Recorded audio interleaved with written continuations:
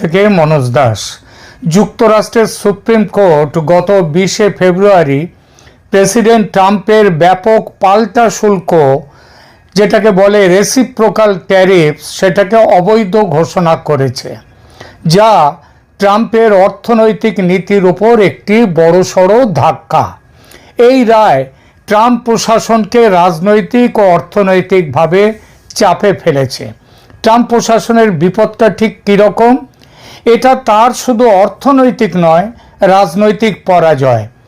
যুক্তরাষ্ট্রের সুপ্রিম কোর্টে এবং বেশ কিছু নিম্ন আদালতে বিচারপতিদের নিয়োগ দেন রাষ্ট্রপতি ও সেই সব রাজ্যের গভর্নররা। এটা অনেক সময় রাজনৈতিক নিয়োগ। যুক্তরাষ্ট্রের সুপ্রিম কোর্টে মোট 9 জন বিচারপতি রয়েছেন। রিপাবলিকানদের নিযুক্ত বিচারপতির সংখ্যা হলো 6, যাদের মধ্যে ট্রাম্পের নিজের আগেরবার এবং এবারে নিযুক্ত রিপাবলিকান বিচারপতি হচ্ছেন 3 জন। 3 জন এবং এর 6 জনের মধ্যে ট্রাম্প 3 জন এবং আর এক রিপাবলিকান রাষ্ট্রপতি জর্জ ডব্লিউ বুশের নিযুক্ত করা, তারা হচ্ছেন 3 জন। তার মানে মোট হলো 6 জন। আর বিরোধী ডেমোক্র্যাটদের নিযুক্ত বিচারপতি হলেন 3 জন। সুতরাং ভোটে হারের কথা ছিল না ট্রাম্পের, তবু তিনি হারলেন। কত ভোটে? 3-6 ভোটে। ট্রাম্প পেয়েছেন 3 ভোট ট্রাম্পের পক্ষে, আর 6 ভোট গেছে ট্রাম্পের বিপক্ষে।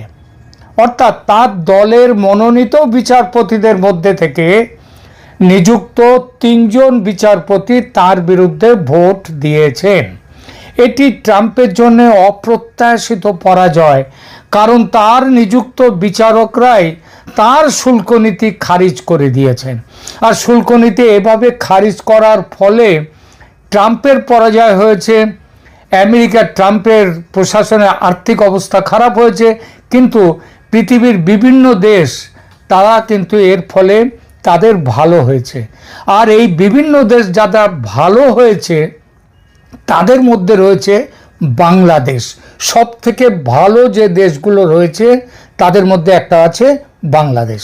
কেন বাংলাদেশের কিভাবে ভালো হলো সেটা পরে আসছি। দেখুন, সুপ্রিম কোর্টের 6-3 রায়ে বলা হয়েছে ট্রাম্প 1977-এর আইন দিয়ে, মানে যেখানটায় বলা হয়েছে একটা যে তার রাষ্ট্রপতির ক্ষমতা, সেই আইন দিয়ে এত বড় শুল্ক আরোপ করতে পারেন না। সে অধিকার দেশের সংবিধান তাকে দেয়নি। এর জন্যে দেশের যে কংগ্রেস রয়েছে সেই কংগ্রেসের অনুমোদন দরকার। রাজনৈতিকভাবে এটা হলো ট্রাম্পের দ্বিতীয় মেয়াদের বড় পরাজয়। বিশেষ করে তারই নিযুক্ত বিচারকদের সমর্থন না পাওয়াটা তার কাছে সত্যিই খুব বড় ব্যাপার। এবার আসি কী ধরনের অর্থনৈতিক ধাক্কা লাগলো। এটা তো রাজনৈতিক ধাক্কার কথা বললাম। আরও বড় কথা, কংগ্রেসে হচ্ছে বিভিন্ন জায়গা থেকে যারা জিতে আসেন, বিভিন্ন স্টেট থেকে, তারাই কংগ্রেসে বসেন। সেই কংগ্রেসে তার কিন্তু তার দলের সংখ্যাগরিষ্ঠতা আছে। তা সত্ত্বেও তিনি হেরে গেলেন। তিনি কেন যাচ্ছেন না সেখানে? তার কারণ সেখানেও তার বিরুদ্ধে একটা বড় ব্যাপক অভিযোগ এসছে এই শুল্কের ব্যাপারে, ট্যারিফের ব্যাপারে। এবার আসি কী ধরনের অর্থনৈতিক ধাক্কা লাগলো ট্রাম্পের উপর। অতিরিক্ত শুল্ক চাপিয়ে গত কয়েক মাসে যে অতিরিক্ত অর্থ ট্রাম্পের প্রশাসন আদায় করেছে, সুপ্রিম কোর্টের নির্দেশে সেটা অবৈধ ঘোষিত হলো। আর এই অবৈধ ঘোষিত হওয়াতে আইন মতে সেটা ফেরত দিতে হবে। ট্রাম্প প্রশাসনকে সেই টাকা ফেরত দিতে হবে। কাদেরকে ফেরত দেবেন? সে যে দেশ থেকে মাল এসছে তাদের না, আমেরিকার ব্যবসায়ীদের ফেরত দিতে হবে, যারা এই অতিরিক্ত শুল্ক দিয়ে অন্য দেশ থেকে মাল আমদানি করেছিল। ব্যবসায়ীরা এই অতিরিক্ত শুল্ক আদায় করেছিল কাদের কাছ থেকে? সাধারণ উপভোক্তাদের কাছ থেকে। তারা উপভোক্তারা অর্থাৎ কনজিউমার বাধ্য হয়েছিল বেশি দামে এসব জিনিস কিনতে। তারা মানে কনজিউমার, আমেরিকার যে সাধারণ মানুষ, তারা এইবার সেই টাকাটা ফেরত পাবে। এটাই হলো এই নিয়ম। এই ফেরতযোগ্য অর্থের পরিমাণ কত জানেন? মোট 130 বিলিয়ন ডলার। বিলিয়ন, 1 বিলিয়ন মানে 100 কোটি।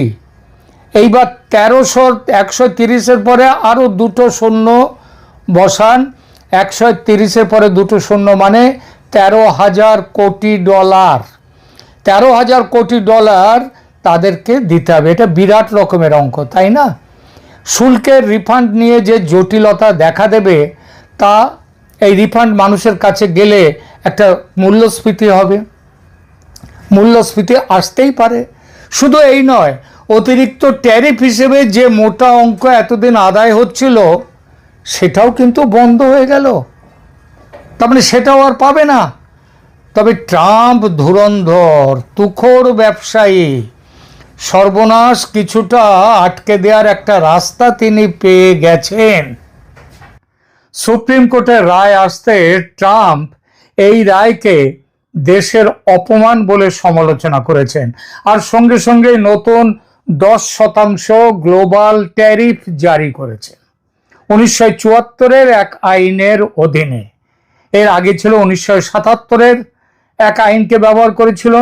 এবার 1974-এর এক আইন অনুযায়ী 10% গ্লোবাল ট্যারিফ সারা দুনিয়ার সব দেশের ওপরে এই ট্যারিফটা জারি করেছেন। এই আইনে দেশের অর্থনীতি ঠিকঠাক রাখতে 5 মাস বা 150 দিনের জন্য সর্বোচ্চ 10% গ্লোবাল ট্যারিফ বা সবার জন্য একই ট্যারিফ লাগানোর ক্ষমতা আছে প্রেসিডেন্টের।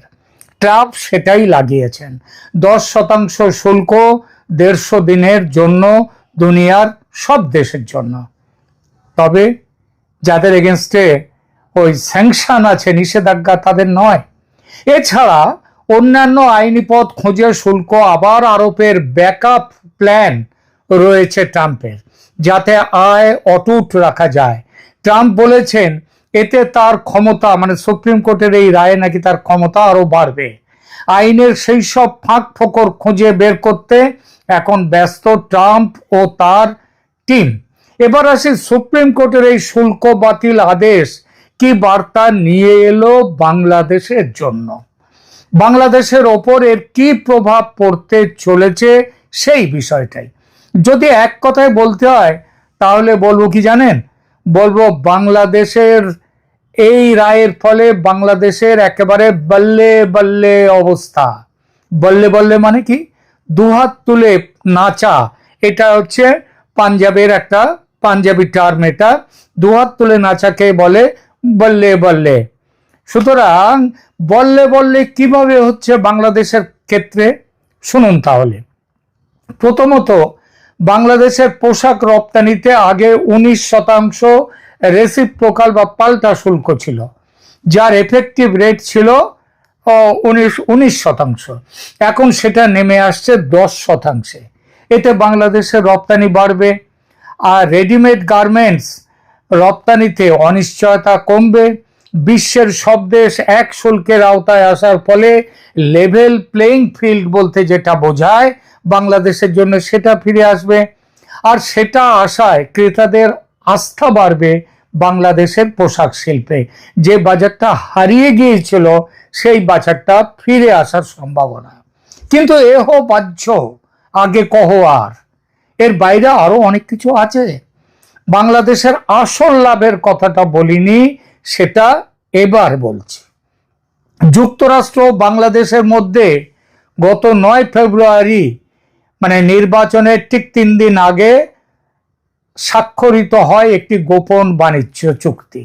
এই চুক্তিটি তৈরি হয়েছিল ট্রাম্পের রেসিপ্রোকাল ট্যারিফের উপর ভিত্তি করে। 19% শুল্ক হ্রাসের 19% শুল্ক নিয়ে যাওয়ার কথা ছিল সেখানটায়।